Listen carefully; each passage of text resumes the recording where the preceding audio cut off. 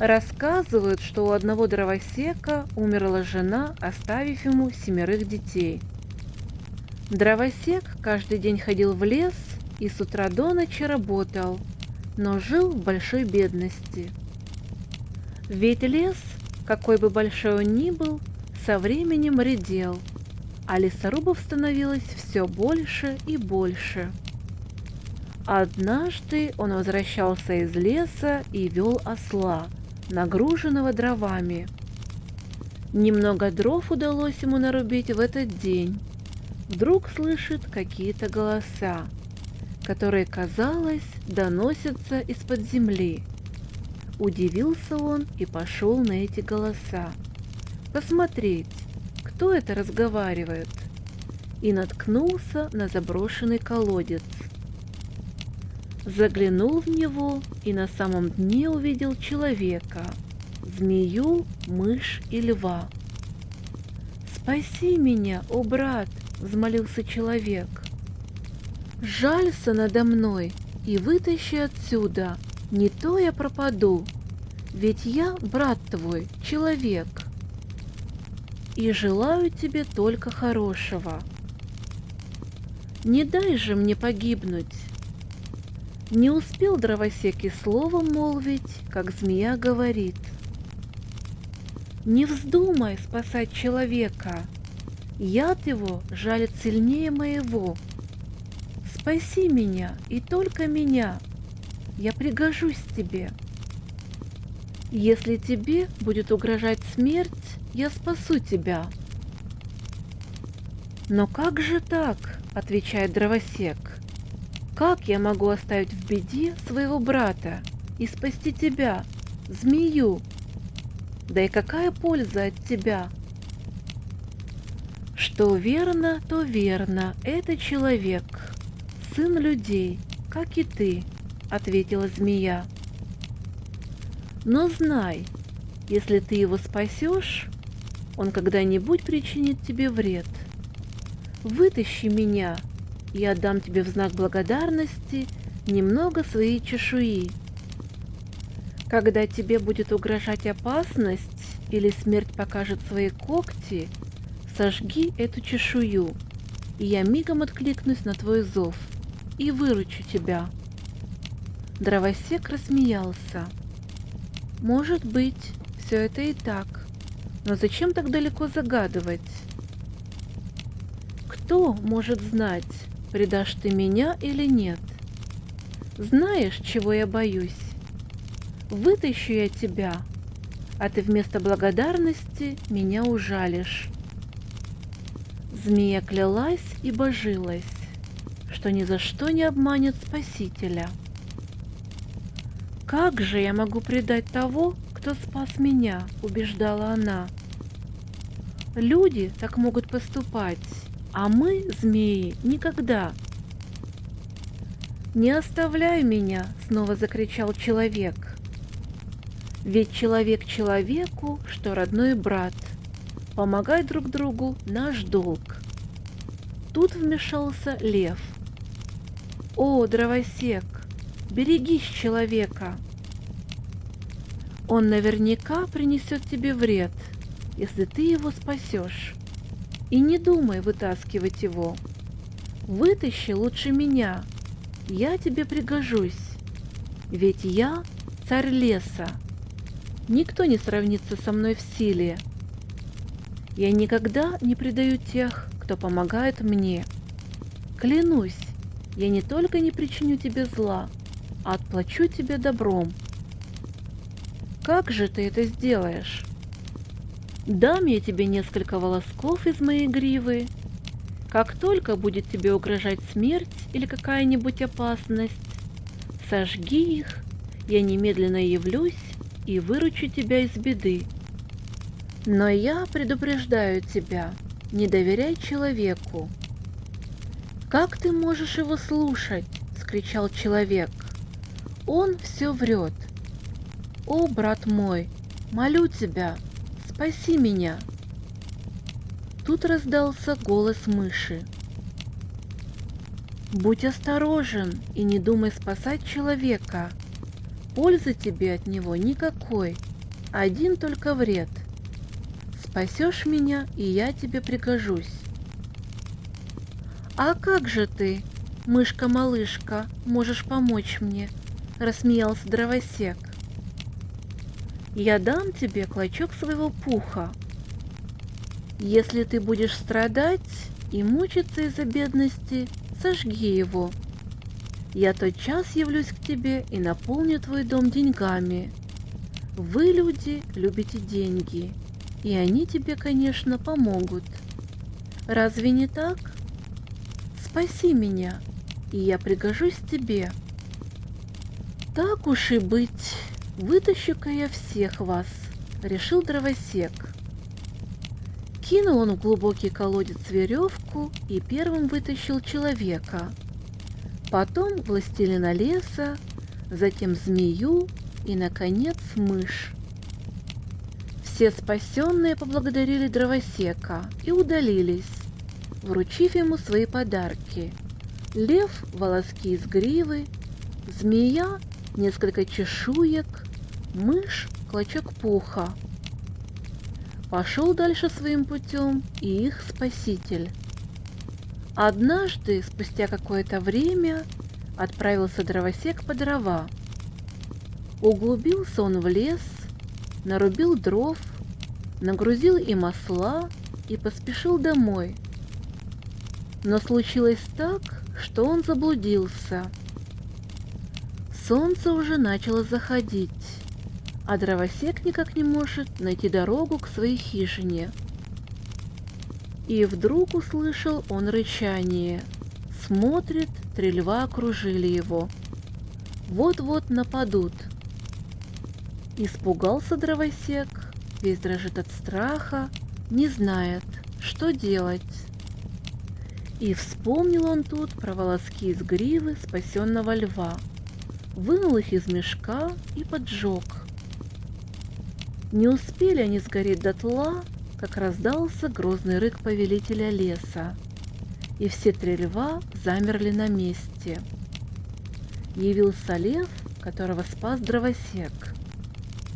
Что-то прорычал на своем львином языке, и 3 льва, замотав головами, молча удалились.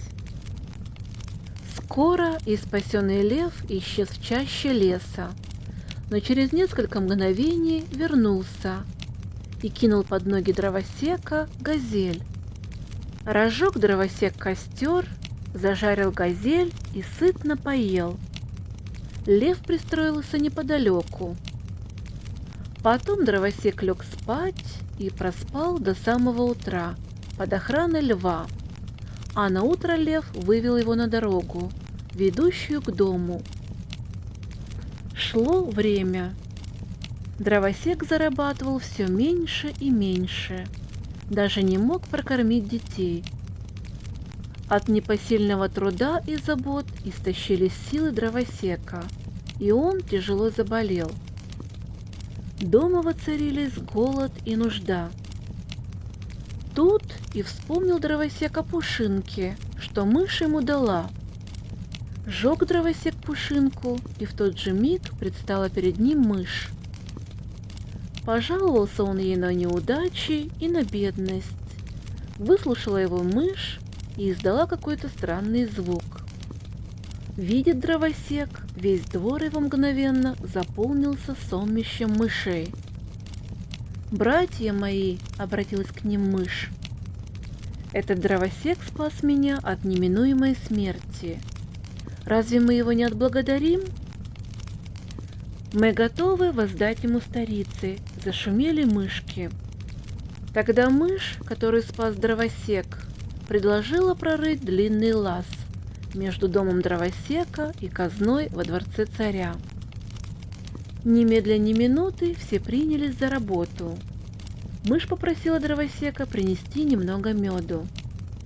Когда лаз был готов, мышь стала мазать спины своих товарищей медом. Как только мыши проникали в казну, к их спинам прилипали мешочки с деньгами, и они возвращались драгоценным грузом в дом дровосека. Так они трудились несколько часов. За это время мыши перетаскали в дом дровосека много мешочков с монетами. Дровосек поблагодарил мышей, и они удалились. На утро хранитель казны обнаружил пропажу и доложил царю. «Как же воры осмелились проникнуть ко мне во дворец?» — гневно закричал царь. И повелел он найти воров, а того, кто раскроет тайну и укажет, где прячутся воры, щедро наградить.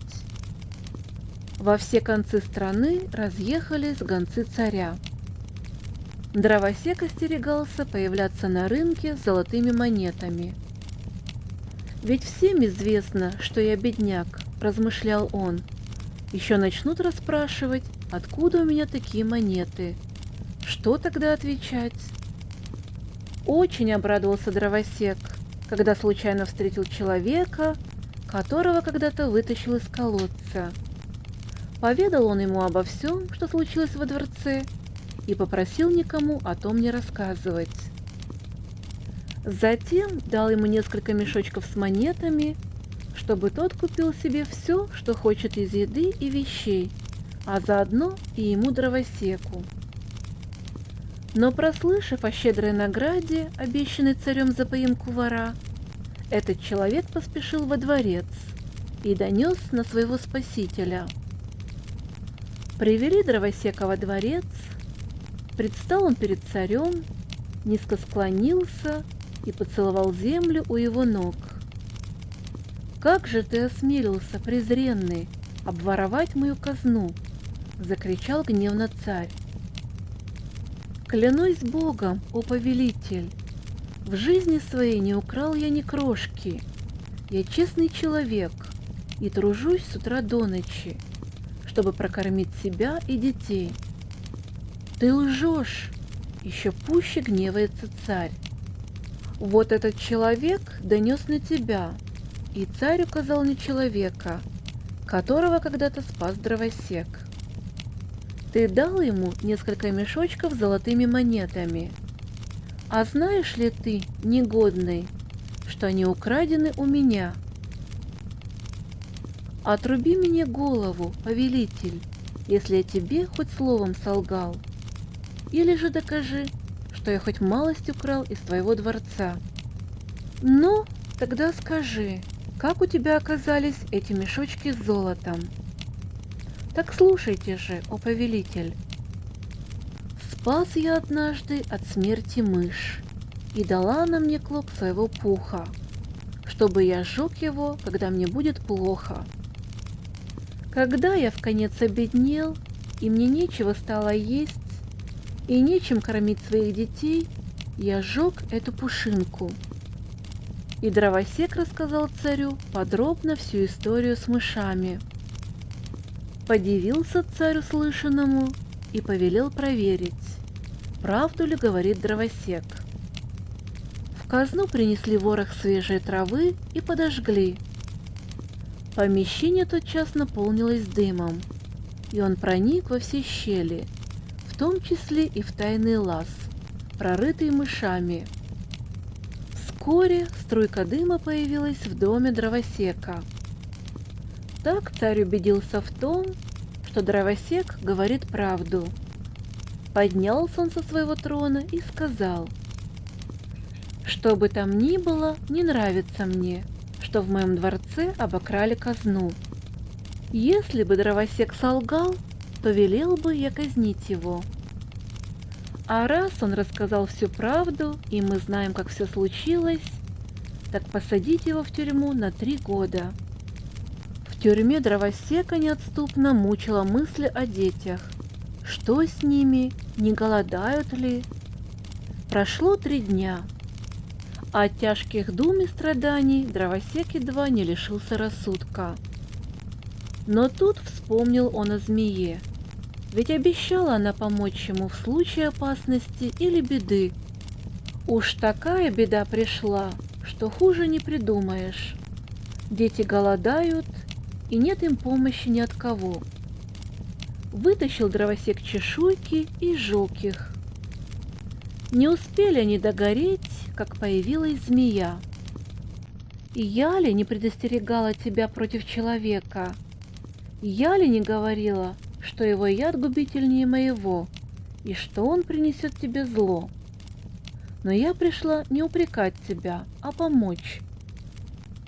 Как же ты можешь мне помочь? В отчаянии воскликнул дровосек. У царя есть дочь, которая для него дороже собственных глаз. Я обовьюсь вокруг ее живота, груди и шеи и буду убивать всех, кто посмеет приблизиться ко мне. Только тебя я не трону. А ты скажи своему стражнику, что умеешь разговаривать со змеями и можешь спасти принцессу от верной гибели. Когда тебя приведут к царю, ты скажешь ему, что это не простая змея, а царица змей, и что, мол, она не отпустит девушку, пока не убьет человека, который не сохранил тайну и забыл о благодарности. Требуй, чтобы доносчика казнили. Вот увидишь, они непременно приведут его и отрубят ему голову. Как только совершится казнь, я тут же отпущу девушку, и тебе дадут столько денег, что хватит на всю жизнь. Дровосек поблагодарил змею. Ночью, когда все спали, змея проникла в спальню принцессы, вползла на ее постель, обвилась вокруг ее тела. Увидела это рабыня и ужаснулась, бросилась к царю, разбудила его и рассказала о том, что случилось. Сбежались в комнату царь, царица, слуги и служанки, рабы и рабыни, стражники. Один из стражников сделал шаг к постели. Змея, будто нехотя, плюнула в него, и он тут же упал замертво. Никто даже с места не тронулся, не шелохнулся. Все стояли, объятые ужасом, и боялись подойти к змее. Дворец погрузился в печаль и уныние. И царь объявил по всей стране, что отдаст тому, кто спасет принцессу, все, чего только тот пожелает. Со всех концов пришли люди, которые утверждали, что имеют власть над змеями. Не успел первый приблизиться, как змея плюнула, и он упал замертво. Остальные в страхе попятились и покинули спальню принцессы. Тем временем позвал дровосек стражника и говорит: «Иди к царю и передай, что я могу спасти его дочь». Стражник поспешил выполнить просьбу узника. Обрадовался царь, велел немедленно привести дровосека. «Ты и впрямь можешь спасти нашу дочь?» — спросил царь, когда дровосек предстал перед ним и поцеловал землю у его ног. «Спасешь, я верну тебе свободу и дам все, чего только пожелаешь». Дровосек попросил, чтобы его проводили в спальню принцессы. Привели его, но в спальню пустили одного. Никто с ним не зашел, а царь и царица, вся свита и стражники остались стоять у дверей.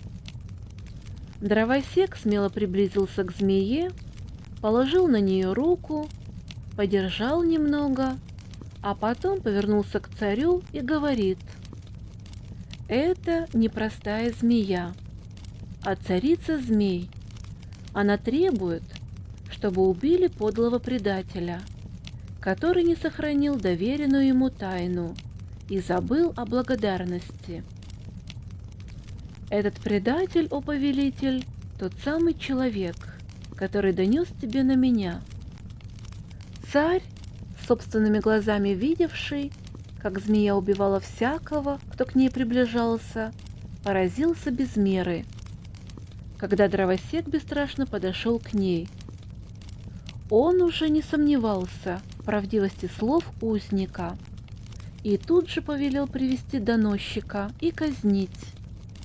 Едва голова предателя скатилась с плеч, змея отпустила принцессу и покинула комнату. Царь дал свободу дровосеку и так щедро наградил его, что тот, его дети, а потом и дети его детей жили всю жизнь в богатстве и достатке.